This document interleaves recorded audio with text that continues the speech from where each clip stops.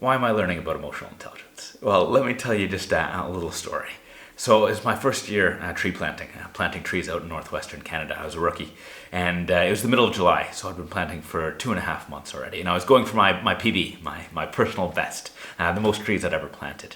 And it was a beautiful blue sky day, a little bit of wind, so no bugs, and the ground that we were planting on was brilliant. It's almost sandy, really easy to get the shovel into, and there was no slash, no sticks or branches or anything like that over top. So easy planting conditions. And that morning I'd just been going for it, absolutely motivated, on track for that PB, just planting left, right, and center, boom, boom, boom, boom, boom. And then 2 o'clock hit, and I just started to dip. You know, the energy levels just flagged, and I can still remember it, the kind of defeat that, set into my head, and, there's no way I'm going to hit my PB today. Just lost all momentum. I'm not on track. And, I could feel that self-talk and the defeat coming in there.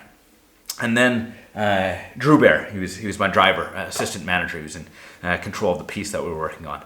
And he just came up beside me, and he's like, "All right, Jono, just chase me for 2 minutes." He was a veteran tree planter, so quite a bit faster than me. So I just, chased him for a couple minutes, and then he slowed down a bit. And I think he actually had an Aragorn quote from Lord of the Rings. And there may be a day when the age of men fails, but it's not today. Today we fight. And then he's like, "Jono, you got this. Keep going."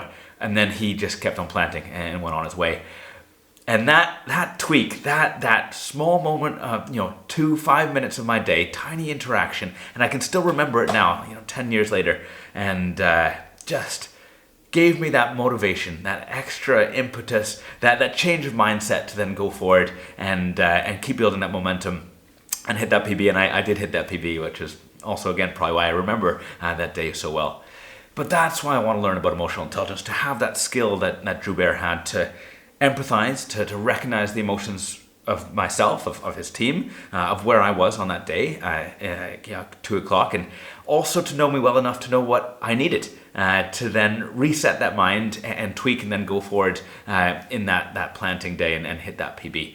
So that's why, one of the reasons I'm learning about emotional intelligence, that empathy, recognize the emotions of others, but knowing enough of the ways to either talk to people or motivate them, role model it, whatever it is, to help them get to where they want to be.